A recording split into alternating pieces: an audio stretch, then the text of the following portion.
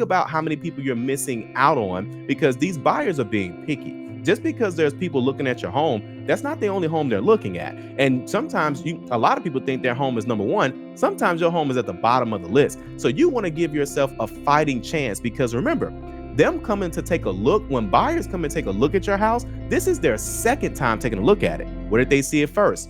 Online. There's a lot of reasons why homes don't sell. In this video, we're going to talk about the top 5 reasons why most homes don't sell in any market. Let's go right into it. Number 1, you already know what it's going to be, and that's going to be price, okay? Most times that sellers are always in a situation where their home is not selling, they have to start with price, okay? But you really have to look at something before price, and that's going to be traffic, okay? Now, obviously, the market that you're in is going to play a role, but homes do sell in really bad markets, okay? Even buyers markets, or if there's high interest rate markets like the one we're in right now, homes do sell. So you have to say to yourself, okay, why hasn't it sold yet, okay? And that's typically going to be, again, you have to start with looking at the traffic. So if you have your property on the market and you're not getting any showing, so I would say a properly priced home, even in a terrible market, should be getting at least about 2 to 3 showings a week, okay? Now, again, I'm in Illinois, not too far from Chicago. So, I mean, obviously we got a decent population here, but if the market is trash, then the market is going to be trash. But if no one is coming to look at your home, that just simply means that your price is not market competitive, okay? Now, don't get me wrong. This is where in a bad market, you may have to sell your price for a little bit less than what it's actually worth. If you're not in a financial position to do that, or you need certain numbers, then obviously you need to wait for the right market, especially if you need to have a certain type of, net, profit, okay? But if you're in a situation where it's like, hey, I got a little bit of wiggle room, I'm seeing houses down the street from me that look similar and they're selling, right? So look around you, that plays a role too, and say, okay, what am I doing wrong? Look at your traffic. If you have, like, for example, there are some homes in this market that are getting 3 to 5 showings a day, okay? And so if that's happening, then obviously there's something special about that house. Not only could it have the price, but it also may look like the price that it should be in that particular neighborhood, okay? But again, if you're not getting any traffic, like not much traffic at all, more than likely it's gotta be the price. Then the question is, okay, what price should I be? Look to see what homes are in your area, and not only just look to see what price it's sold at, but look at the average days on market. Sometimes it's not the price. You just haven't waited long enough for that type of buyer, okay? But if you got a little bit of wiggle room, I say start there. And again, I hate to sound like a real estate agent, but a lot of times homes are just simply overpriced. And in sellers' minds, they say, oh, I did this and I did this. And we're not taking that away from you. What you have to understand is you have to know what type of market you're in if you want to sell your home within a specific amount of time and say, okay, I have to compromise as well. Buyers compromise all the time. In higher interest rates, they have overpriced homes that are essentially that the value is the value. And they're like, okay, I'm out here looking, right? But if you truly want to sell your home and you're not getting a lot of traffic, that's where you want to start. Look at the price and get a second opinion. Sometimes you may need another real estate agent just to give an opinion, or you may need to do comps yourself. And so again, that's where it may be that place, and you most definitely want to go and start there. Number 2, the neighborhood. Now, I know you can't change the neighborhood. So it goes back to, what are you giving people for that price point in this neighborhood? Now, we already talked about price, right? But does it look like the prices that people are at? It kind of goes into price a little bit, but you have to say, okay, what am I missing? Okay. Sometimes it's nice photos. Sometimes if you get a real estate agent and they're not willing to invest in high quality photos, it doesn't have to be a drone movie shot or a helicopter shot. It could just simply be just nice, good photos, not something with your cell phone with low light, it's pixelated, it's side angled, and then people are like, oh, it's rehab, they'll find it. Yeah, in some cases, but think about how many people you're missing out on because these buyers are being picky. Just because there's people looking at your home, that's not the only home they're looking at. A lot of people think their home is number one. Sometimes your home is at the bottom of the list. So you want to give yourself a fighting chance because remember, them coming to take a look, when buyers come and take a look at your house, this is their second time taking a look at it. Where did they see it first? Online. So So if they're seeing it online, then they've already said, okay, I see it, I like the price, this works for me. Now let me see it in person. Okay. So you have to say to yourself, okay, I'm in the neighborhood. What do these homes look like? Do they have the high quality photos? What do they smell like when you walk in, right? And now obviously you could get more like really deep into detail. Go see the house, go see the competition, right? Especially if you don't know the neighbors or something like that, or have your agent go do it and say, hey, what did you see? Oh, I saw that it was clean. Every time people come in your house, it smells like a dog, right? So smell plays a role too. If it stinks in the house and people say, okay, I don't want to be just in here. Or again, it could be a lot of these small things that play a major role. Sometimes that curb appeal, all these little things play a major role because there are things that we know that buyers are looking for. There are things that women are looking for. There are things that men are looking for. And these small little details that may actually keep you from getting that additional 3 or 4 or 5 buyers, which will not only, because I think sometimes people only think about getting an offer. But listen, it's not just about getting an offer. You want to have it where if it looks good and it's priced great, now you're going to put yourself in a position and you have all these little small details put into place, then you're putting yourself in position not to just get one offer, you're looking to get multiple offers. Every seller should have a goal to try to get multiple offers. Now, obviously, in the markets and things of that sort, that may not always be possible, but that should at least be a goal. We're not just looking to sell a house, we're trying to get the most money possible. We want people fighting to try to get this house. So what are people doing in your neighborhood that they're beating you with? Okay. Now, this also ties into neighborhood as well. What are some things that you can change, right?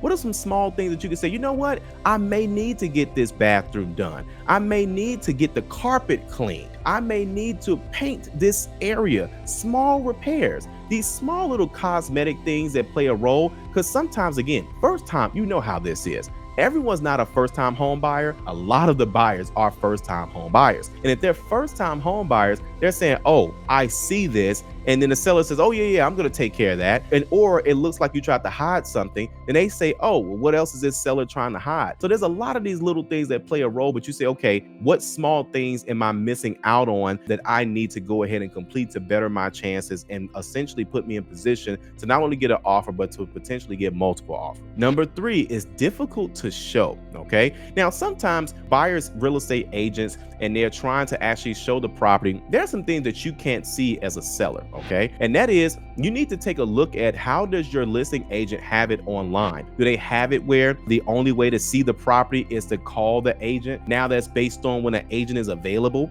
or they say, oh, text me to get access. I hate seeing that, to be honest with you, because when you do all that, now it's a waiting game. We know how it is in real estate. Nobody wants to wait for anything. So, but in most cases, there's showing time, and showing time is actually software that's usually connected with a lot of MLS services. And that's essentially where they could just set it up. It doesn't take long to set it up. You could even have it where appointments can get denied or approved or rescheduled directly from the seller. Okay. Just by sending a text message. Okay. That way it doesn't have to, well, call me for access. And in reality, you're just calling the seller. So they call you, you call the seller, there's phone tag, there's a delay, and you have other properties that this buyer is looking at, but your agent hasn't gotten back or the seller hasn't gotten back yet. Now, not only have you missed out on a potential buyer, especially in this type of market, they're looking at other homes where they could just click show and go, or they can just make an appointment and the appointment goes directly to the seller. The seller can just say yes, no, or whatever. And then they can say, okay, now they have access versus just having to wait.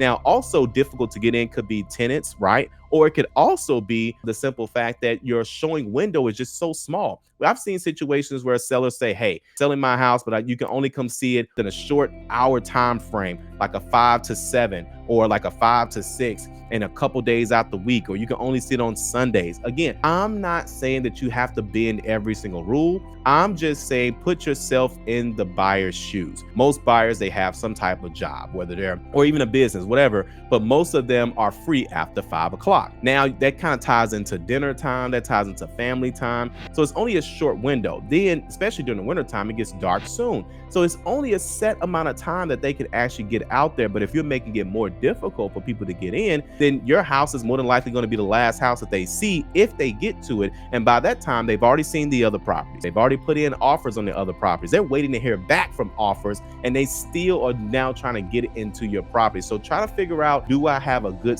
showing schedule? Do I have good availability? You don't have to be showing it and have showings all the time every day, But if your schedule is tight and you just really can't do it, or you got dogs, or you're kind of moving some things around, or whatever the reason is, then you may need to do like multiple open houses or something like that, where it's a set time of window and everybody can come in all at once. We've seen that as well too, where it was difficult to get in, and but they had at least like 2 open houses back to back.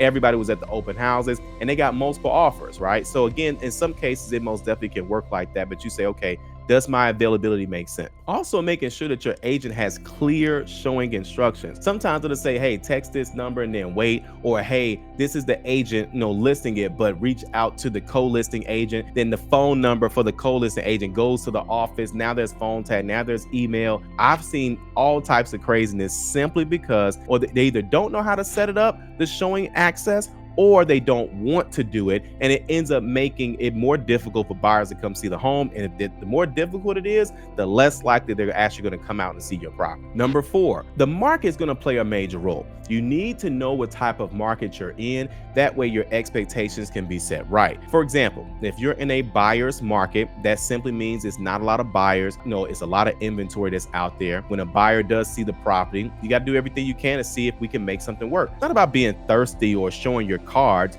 It's more so just saying, okay, what's the feedback, right? Listen to that feedback, understand the market that you're in, and say, okay, it's a buyer's market. Let's see what we can do. Can we offer an incentive? What are some other homes, like I said earlier, what are some other homes that have sold fairly recently or just went under contract? What are they doing that you're not doing, right? Look at their listing, read their description, look at everything. You're trying to sell your home. Now, it doesn't necessarily have to be you. This is where you hire a real estate agent. And again, sometimes it's your agent, that doesn't know that market, right? Just because your friend has a real estate license doesn't mean that they know how to sell your home, unfortunately. And that's how it goes sometimes. It's like people say, oh, well, how come you didn't use me? Because you don't know what the hell you're doing. So you have to be real with yourself and say, all right, if I want to sell this house in a set amount of time, who do I need to hire to get this job done, right? Not just making just friends, because that will cost you money, especially if you need to sell this house to buy the next house. If there's a certain amount of money that you need, and time is going to be money,